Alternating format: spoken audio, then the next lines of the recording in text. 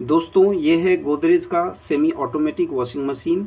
यदि आपने यह मशीन परचेज भी किया है तो भी ये वीडियो आपके लिए है, और यदि आपने परचेज नहीं किया है और आप एक मीडियम कैपेसिटी का वॉशिंग मशीन परचेज करना चाहते हैं सेमी ऑटोमेटिक में, तो ये 8 किलो का गोदरेज का वॉशिंग मशीन है। ये काफ़ी अच्छा है।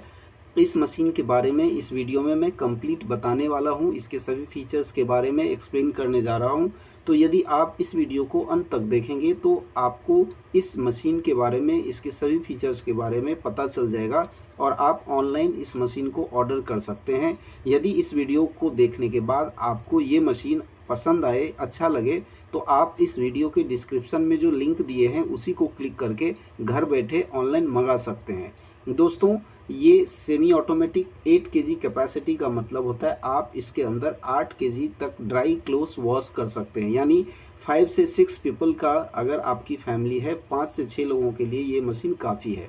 तो दोस्तों चलिए एक एक करके इसके फीचर्स के बारे में बता देता हूँ। जैसे कि सभी सेमी ऑटोमेटिक में 2 टब होते हैं, एक वॉश और स्पिन। दोनों का जो लीड दिया हुआ है, इसमें जो खासियत है ये दोनों लीड टफन ग्लास का है, यानी कि टफन ग्लास काफ़ी स्ट्रॉन्ग होता है, ब्रेक होने के चांसेस कम रहते हैं। ये स्पिन टब जो है उसका भी लीड जो है वो टफन ग्लास है, और ये वॉश टब का जो लीड है आप देख सकते हैं टफन ग्लास यहाँ पे भी लिखा है। यानी दोनों वॉश टब और स्पिन टब दोनों का लीड टफन ग्लास के साथ है, और ये फिक्स लीड है, ये बाहर निकालने की ज़रूरत नहीं है। आप इसे ओपन करके और डायरेक्ट यूज़ कर सकते हैं।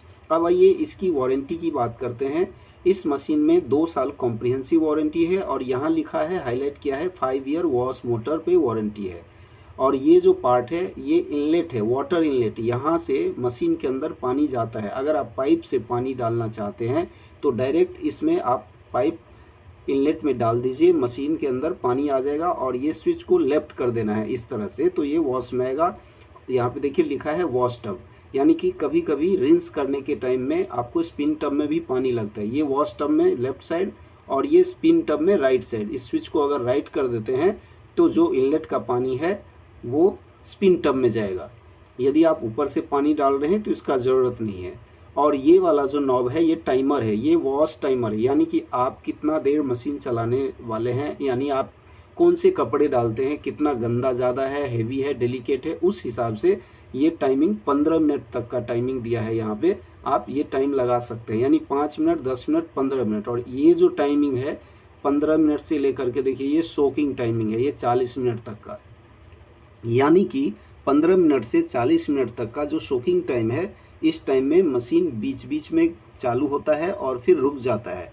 यानी वो मशीन, ये जो टाइमिंग है, आप अगर 15 से आगे इस तरह से घुमा दिया तो क्या होगा, ये बीच बीच में एक बार रुक जाएगा 4 से 5 मिनट के अंतराल में, और फिर चलेगा। यानी कि ये कपड़ों को डिटर्जेंट और पानी के साथ मिक्सिंग करता है। ज़्यादा गंदा कपड़े के लिए आप इसे यूज़ कर सकते हैं, जैसे हैवी क्लोथ्स है, बेडशीट है, जीन्स है, ये कर्टेन है, इस टाइप के क्लोथ्स के लिए आप इसे सोकिंग टाइम यूज़ कर सकते हैं। अब ये जो टाइम है 15 मिनट का, ये मेन वॉश टाइमर है। अगर लाइट क्लोथ्स है, ज़्यादा गंदा नहीं है, फिर भी अगर हेवी क्लोथ्स है और गंदा भी नहीं है, तो आप सिर्फ वॉश टाइमर 15 मिनट का, 10 मिनट का और 5 मिनट का यूज़ कर सकते हैं। कम गंदा रहेगा तो 5 मिनट, ज़्यादा गंदा है तो 10 या 15 मिनट के लिए आप टाइम लगा सकते हैं। आप जैसे ये टाइम लगाएंगे, ये घूमते घूमते ये यहाँ पे 0 पे आ जाएगा, यानी कि ये बंद हो जाएगा, मशीन चलना बंद होगा, रुक जाएगा। यानी कि रुकने के बाद इसके अंदर का जो सर्फ वाला पानी, डिटर्जेंट वाला पानी है, गंदा पानी है, अब आपको ड्रेन करना है उसे। ये तीसरा नॉब है। इससे पहले मैं ये जो दूसरा नॉब है यहाँ पे, उस नॉब के बारे में बता देता हूँ। ये नॉब जो है ये आपके लॉन्ड्री, यानी कि आपके जो क्लोथ्स है, ये देखिए वॉश सेलेक्टर लिखा है, इसका मतलब है आप किस टाइप के कपड़े डालते हैं, कपड़ा स्ट्रॉन्ग है या डेलिकेट है। जैसे डेलिकेट रहेगा तो जेंटल पे रखना है। इसमें क्या होता है, पल्सेटर थोड़ा स्लो घूमता है। मिक्स कपड़े हैं तो इस पे रेगुलर पे रखना है, ये बीच में, जैसे अभी मैं दिखा रहा हूँ आपको। और अगर बेड शीट है, हैवी क्लोथ्स है, चादर है, कर्टन है, ये जीन्स है, इस टाइप के कपड़े हैं तो आपको स्ट्रॉन्ग पे रख देना है। यहाँ पे आप जैसे स्ट्रॉन्ग पे रखेंगे, जैसे कभी कभी क्या है, कोई क्लोथ्स ज़्यादा गंदा रहता है तो उसके लिए आपको स्ट्रॉन्ग यूज़ करना पड़ता है। उसमें क्या है, पल्सेटर फास्ट घूमता है। आप ये जो है मीडियम में रेगुलर, और ये स्ट्रॉन्ग, यानी बेडशीट वगैरह के लिए। ज़्यादा गंदा कपड़ा रहता है तो हम मैनुअल भी वॉश करते हैं, तो उसको हम ज़्यादा वॉश करते हैं। इसके लिए यहाँ पे इस टाइप के प्रोग्राम दिए हुए हैं। ज़्यादातर आप मिक्स कपड़ों के लिए ये जो अभी रखा है बीच में उसी तरह से रखना, और डेलिकेट क्लोथ रहेगा तो आप ये इस पे जेंटल पे रख देना। अब ये तीसरा जो नॉब है ये वाला, ये देखिए यहाँ पे वॉश लिखा है, यानी कि वॉश प्रोसेस चालू रहेगा तो इसे इसी तरह रखना है स्ट्रेट। और जब वॉश टाइमर, मैंने पहले बताया था, जब वॉश टाइमर रुक जाएगा, ये वाला वॉश टाइमर, ये पहला वाला, जब आप टाइम लगाते हैं ये 0 पे आ जाएगा, उल्टा घूम करके ऑफ हो जाएगा। जैसे आप टाइम आपने लगाया सपोज 10 मिनट, और ये 10 मिनट के बाद घूम के ऐसे 0 हो गया, ऑफ हो गया, नीचे पल्सेटर घूमना बंद हो गया, तो जो गंदा पानी है उसको ड्रेन करने के लिए इसे इस तरह से ऐसे राइट साइड क्लॉकवाइज, यानी कि आप इसे टर्न कर दीजिए। जैसे इसे घुमा देंगे तो जो वॉश टब के अंदर जो पानी है, यहाँ पे देखिए ड्रेन लिखा है, यानी कि वॉश टब के अंदर जो भी गंदा पानी रहता है, सर्फ वाला पानी, वो ड्रेन हो जाएगा। यहाँ पे लिखा है ड्रेन सेलेक्टर। तो इसको ध्यान रखना है कि जब भी हमें ड्रेन करना है तभी इसे इस तरह से रखना है। अगर वॉश के टाइम आप इसे ऐसे रख देंगे तो पूरा पानी इसका बाहर चला जाएगा। वॉश के टाइम आपको इस तरह से नहीं रखना है, जब पानी ड्रेन करना है तब उसे घुमाना है। अब ये प्रोसेस आप 2 बार 3 बार अपने हिसाब से कर सकते हैं, जितना गंदा कपड़ा रहेगा उसके हिसाब से। अब ये जो है ये स्पिन टब है। वॉश टब में कपड़ा आपका धुल जाता है।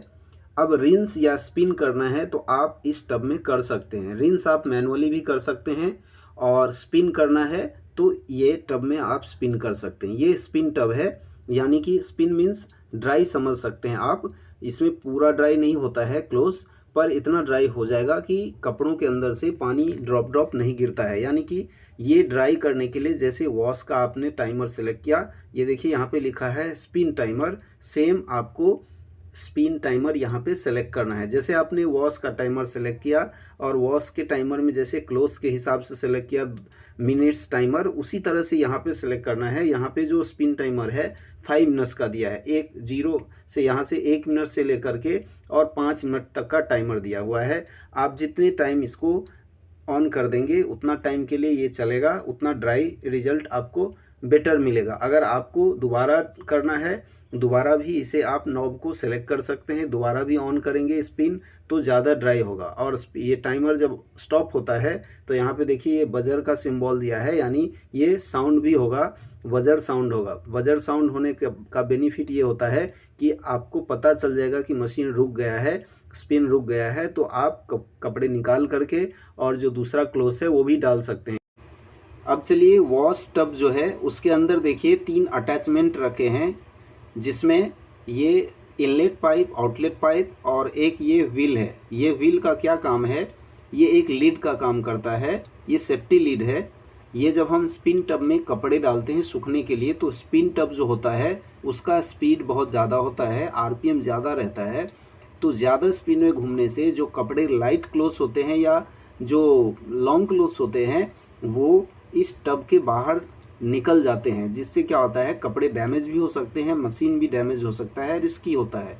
इसलिए पहले यहाँ कपड़े डाल देना है और उसके ऊपर ये जो व्हील है इस व्हील को इस तरह से रख देना है। तो क्या होगा, जब ये घूमता है तो ये लीड लॉक कर देता है क्लोथ्स को, क्लोथ्स अंदर ही रहता है, बाहर नहीं आने देता है।